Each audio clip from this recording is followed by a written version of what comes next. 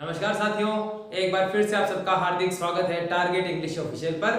और आज हम बात करेंगे आपके आरपीएससी फर्स्ट ग्रेड इंग्लिश में लिटरेचर पोर्शन में Ode to the West Wind के हमारे नेक्स्ट 10 वेरी इंपॉर्टेंट क्वेश्चंस के बारे में। तो चलिए शुरू करते हैं।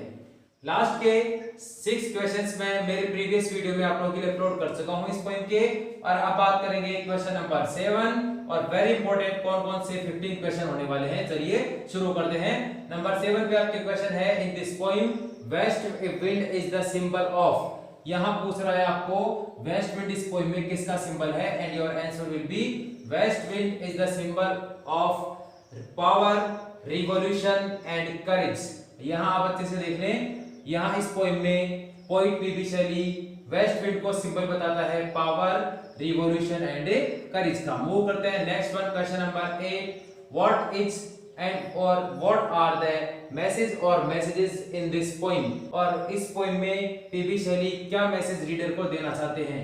अब आंसर होगा आपका the messages of this poem are hope, optimism and rebirth of soul. अच्छे से कंफर्म कर लें, पीबी शैली इस पोएम में मैसेज देते हैं hope, optimism and rebirth of soul का। बात की जाए ऑप्टिमिज्म की, तो ऑप्टिमिज्म का मतलब है, मीनिंग है इसका आशावादिता।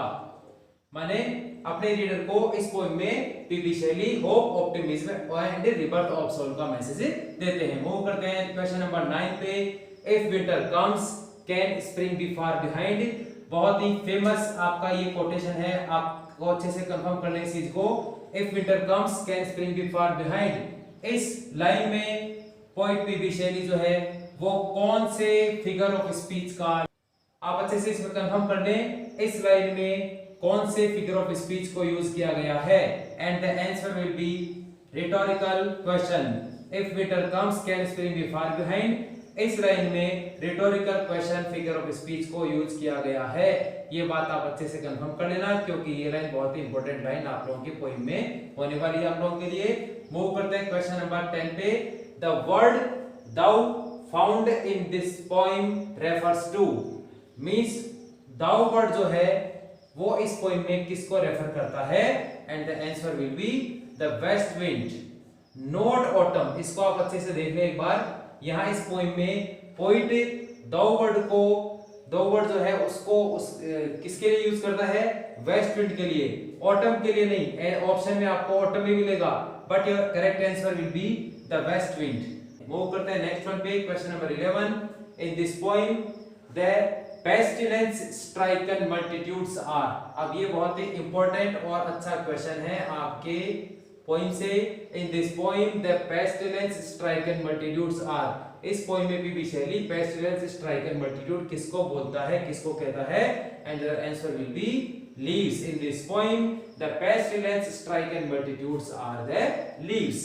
एंड मूव करते हैं next one, question number 12, the destroyer and preserver is, according to PB Shelley in this poem the destroyer and preserver is the West wind, not God. ये भी आप अच्छे से इसमें कंफर्म कर लें, ऑप्शन में आपको गॉड भी लिखा हुआ मिलेगा। तो पोएम पीबी शैली जो है वो इस पोएम में डिस्ट्रॉयर और प्रिजर्वर जो है वो कहते हैं वेस्ट विंड को, नॉट गॉड। मूव करते हैं क्वेश्चन नंबर 13 पर।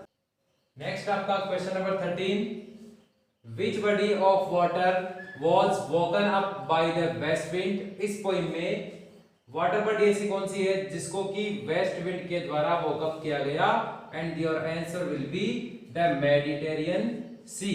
अब इसमें आपको 4 काइंड्स में आपको जो भी आपके 4 ऑप्शन होंगे उनमें अलग अलग आपको वाटर बॉडी का नाम देगा, जिसमें आपको मूव करना है towards the Mediterranean sea. Move करते हैं नेक्स्ट वन पे, which is the azure sister of the West Wind. Important question है स्टूडेंट्स, आप इसको अच्छे से देख लें, इंपॉर्टेंट क्वेश्चन है। Which is the azure sister of West Wind, West Wind के एज्योर सिस्टर के रूप में किसे माना जाता है, and your answer will be the spring. Spring is known as the azure sister of the West Wind. Move करते हैं नेक्स्ट वन, क्वेश्चन नंबर 15 पे, this poem could be summed up as, माने इस पोएम को किस रूप में sum up किया जा सकता है, and your answer will be prayer. Means this poem could be summed up as a prayer. Move करते हैं the last one and question number 16 पे। In this poem the locks of the approaching storm are. यहाँ इस poem में P P Shelley locks of the approaching storm किसे कहता है, किसे मानता है? And your answer will be clouds. In this poem P.B. Shelley regards the clouds as the locks of the approaching storm. तो इस प्रकार से स्टूडेंट्स ये आपके थे वेरी इंपॉर्टेंट 16 क्वेश्चन आपके और टू द वेस्ट विंड के लिए।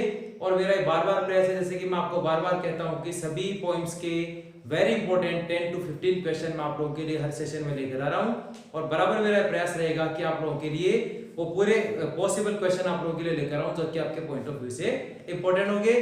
तो मेरा पूरा प्रयास है स्टूडेंट्स कि आपके लिटरेचर पोर्शन में जितने भी वेरी इंपॉर्टेंट क्वेश्चन आप लोगों के एग्जाम के पॉइंट ऑफ व्यू से होने वाले हैं उनको 1 by 1 करके आप लोगों के लिए मैं लेकर आऊं। और बराबर आप लोग इन सभी क्वेश्चंस की स्टडी कीजिए, आपको निश्चित रूप से ही आपके एग्जाम में इसका फायदा मिलने वाला है। मिलते हैं अगले वीडियो में, तब तक के लिए टेक केयर।